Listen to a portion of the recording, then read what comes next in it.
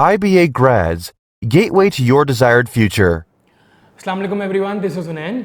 और आज के टॉपिक की अगर बात की जाए तो वो टॉपिक काफ़ी ज़्यादा अनशेड्यूल्ड, काफ़ी गिवन द सिचुएशन को देखते हुए और जो कल जो हुआ है ए लेवल्स वाले बच्चों के साथ, तो उसको देखते हुए ये वीडियो बनाई जा रही है। कल मेजॉरिटी बच्चे जो थे उन्होंने काफ़ी ज़्यादा इस पे क्रिटिसिज्म किया कि उनके जो ग्रेड्स थे वो एक हद तक नीचे ड्रॉप डाउन हुए और एज वाले बच्चों के सीज डीज, इट वाज वाइस वर्सा। लेकिन यश काफ़ी ज़्यादा केओस की सिचुएशन थी कल। तो आज की जो वीडियो है वो पर्टिकुलरली उन बच्चों के लिए है जिनके एएस के रिजल्ट आए और वो अब A2 में एंटर हुए हैं। तो इसको ब्रेक कर लेते हैं। सबसे पहली कैटेगरी तो वो है जिसके ग्रेड्स अच्छे आ गए, बस उनका तो कोई प्रॉब्लम ही नहीं है, उनके आगे चीज़ें क्लियर हैं और उन्होंने नॉर्मली अपना A2s और फिर यूनिवर्सिटी के एडमिशन्स के लिए चीज़ें करनी है। लेकिन अब बारी आती है उन लोगों की, वो एएस के बच्चे जिनके ग्रेड्स अच्छे नहीं आए। एंड बाय अच्छे मैं अगर किसी टॉप यूनिवर्सिटी को मैं अगर अपने दिमाग में रखूं तो उस टॉप यूनिवर्सिटीज़ को दिमाग में रखते हुए अगर मैं फॉर एग्जांपल 3 C's की बात करूं तो ऐसा बच्चा जिसके 3 C's नहीं आए मिनिमम, जिसमें एक D आ गया या 2 D आ गया या एक E आ गया व्हाटएवर, तो अब वो जो बच्चा है अब वो क्या करेगा। ऑब्वियसली ए लेवल्स के जितने भी टीचर्स हैं उन सब ने आपको कंसोल कर लिया होगा और वो मुझसे बहुत बेहतर जानते हैं, दे नो देयर थिंग। लेकिन एक छोटी सी बात है, क्योंकि मैं भी ओ लेवल्स और ए लेवल्स से गुजरा हूँ तो मुझे पता है कि ये क्या बीतती है इस पर।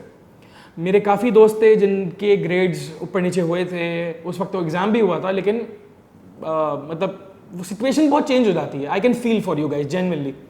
खैर, तो अगर आपके ग्रेड्स अच्छे नहीं हैं और अब आपने आगे ज़िंदगी में ऑब्वियसली कंटिन्यू रखना है तो अब आपके पास 2 ऑप्शन हैं। सबसे पहला ऑप्शन है आप अपनी तैयारी रीस्टार्ट करना शुरू कर दें फ़ौरन और आप अक्टूबर नवंबर में अपने जो पेपर आपने दोबारा देने उनका रीटेक आप दे के इसको निपटाएं, ठीक है। अच्छा, दूसरा ऑप्शन क्या है, अब आप अगले साल A2s में आप पूरा एक्सेल जो पेपर आपको ऑब्वियसली अब बेहतर करना है ग्रेड, तो उसमें आप दोबारा पूरा एक्सेल दे के उस ग्रेड को बेहतर कर लें। तीसरा भी ऑप्शन है जो कि मैं ऑब्वियसली रिकमेंड नहीं करूँगा, आप ये साल जाने दें और आप अपना एएस बिल्कुल शुरू से दोबारा दें। इसका मतलब आप 2021 के मई जून में एएस दें। तो ये 3 सिचुएशंस हैं जिसमें थर्ड वाली पे मेरा दिल नहीं मानता कभी भी, क्योंकि ऑब्वियसली एक साल पूरा ज़ाया, वक्त, पैसे तो फिर आ जाते हैं, वक्त की बहुत इंपॉर्टेंस होती है। तो अब ये 2 सिचुएशंस हैं। तो अब ऑब्वियसली ये बात क्यों कर रहा हूँ मैं, मतलब ये जो 2 पॉइंट्स हैं इसमें बात ज़रूरी क्या है, ऐसी क्या बात है करने की। मैं अगर लम्स की बात करूं, लम्स जनवरी में मेजॉरिटी ऑफ द बच्चों को एडमिशन दे देता है, उसकी डेडलाइन क्लोज हो जाती है। अक्टूबर दिसंबर में जिसने सैट दिया होता है, अब तो इस साल तो अगस्त और सितंबर में भी था, तो उसकी बेसिस पे वो मेजॉरिटी बच्चों को एडमिशन दे देगा। हाँ, जो बच्चे मार्च में सैट देंगे उनके लिए एक स्पेशल डेडलाइन खुलती है, लेकिन उसमें सिर्फ वो अप्लाई कर सकते हैं जो कि मार्च वाले होते हैं। तो अगर आप ये सोच रहे हैं कि मैं अक्टूबर नवंबर को जाने दूं और मैं अगले साल अप्लाई करूं मई जून 2021 में अपना A2s दूं और एक्सेल दूं व्हाटएवर, तो तब तक आपका ऑब्वियसली आप यूनिवर्सिटीज़ के एडमिशन्स को तो आप ज़्यादा फोकस नहीं करेंगे।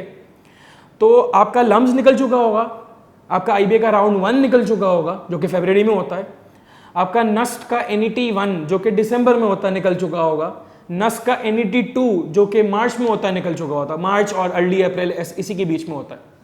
तो अगर आप ये सोच रहे हैं कि मेरे ग्रेड्स बुरे हैं, अब मैं अपना सारा फोकस ग्रेड्स पे डालूं, ऑब्वियसली डालेंगे आप, लेकिन आप यूनिवर्सिटी के एडमिशन्स नहीं छोड़ सकते। मैंने इंजीनियरिंग की टॉप यूनिवर्सिटी के बारे में बात कर ली, मैंने बिजनेस की टॉप 2 यूनिवर्सिटीज़ के बारे में बात कर ली।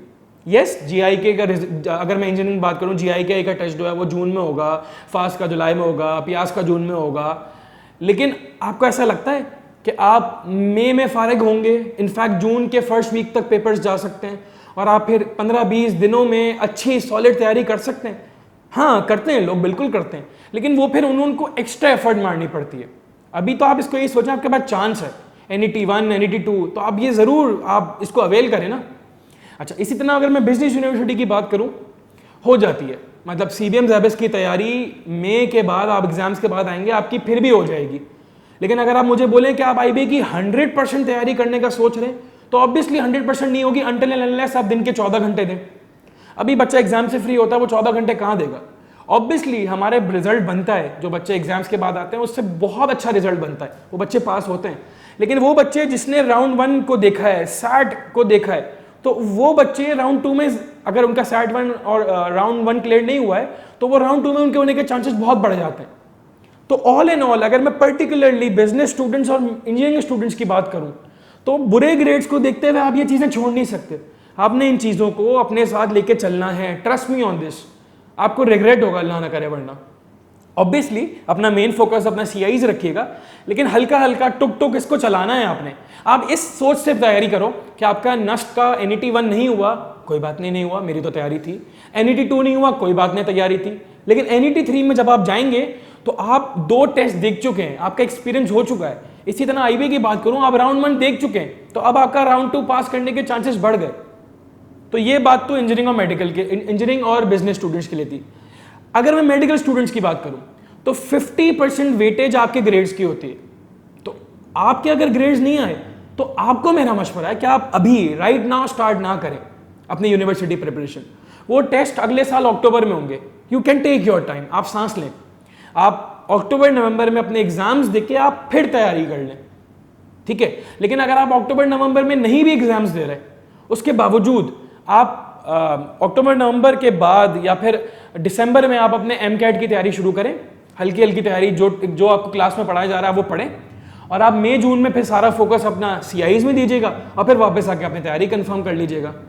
लेकिन ये जो पूरा पीरियड है, इनफैक्ट मैं अगस्त भी काउंट करूंगा, अगस्त से लेकर मार्च तक का, जिसमें बच्चा फिर भी यूनिवर्सिटी के बारे में सोच लेता है। उसके बाद तो CIs होते हैं ना अप्रैल मई में।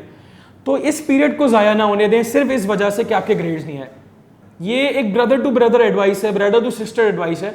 इसमें मैंने देखा है, मैंने लिटरली देखा है, people with 3 stars did not get an IBA। मैं ऑब्वियसली नाम नहीं लूंगा, मेरा एक बैचमेट था, मैंने बीकन से मैंने A लेवल्स किया था, तो उसमें मेरा बैचमेट था, उसके 3 स्टार्स थे if I am not wrong, और उसका IBA में नहीं हुआ था। अल्हम्दुलिल्लाह वो बहुत अच्छी पोजीशन पे है आज, वो बहुत अच्छी उसकी मतलब लाइफ बहुत सेटल्ड है। लेकिन ऑब्वियसली 3 स्टार्स आए, IBA नहीं हुआ, फायदा 3 स्टार्स का। और जिस बच्चे के BBC हैं उसका BBA में हो गया, तो ऑब्वियसली वो बेहतर है ना। मैं ये नहीं बोल रहा आप ग्रेड्स छोड़ दें, अपना A लेवल्स छोड़ दें, लेकिन पैरेलल लेके चले। और भाई ग्रेड्स तो ऑब्वियसली आपके हाथ में ही नहीं थे, तो किस बात का रोना। आपको तो प्रेडिक्टेड ग्रेड्स दिए गए, प्रेडिक्टेड ग्रेड्स ऑब्वियसली। तो खैर जो हो गया हो गया। मेरा आपको क्लियर कट मशवरा है, दोनों चीज़ों को साथ पैरेलल लेके चलें। आप पूछें, हमारे पाकिस्तान में मसला है हम पूछते नहीं हैं, हम खुद बद डिसीजन ले लेते हैं। एक लास्ट बात है, अभी हमने राउंड 2 के लिए बच्चों को पढ़ाया था, उसमें कितने बच्चे ऐसे थे जिनको ये भी नहीं पता था कि IBA में कितने प्रोग्राम्स होते हैं, बस IBA जाना है। तो वर्किंग ही नहीं है लोगों की। भाई इतने इंस्टीट्यूशंस हैं, इतना सोशल मीडिया का ज़माना है, इतनी अवेयरनेस का ज़माना है। आस्क अराउंड, अपने सीनियर से पूछें, अपने टीचर से पूछें, IBA कॉल करें, इंस्टीट्यूशंस में कॉल करें, आप IBA ग्रेड्स को कॉल करें। तो भाई अब ये तो फ्री ऑफ कॉस्ट होता है ना, तो इसको तो अवेल करें।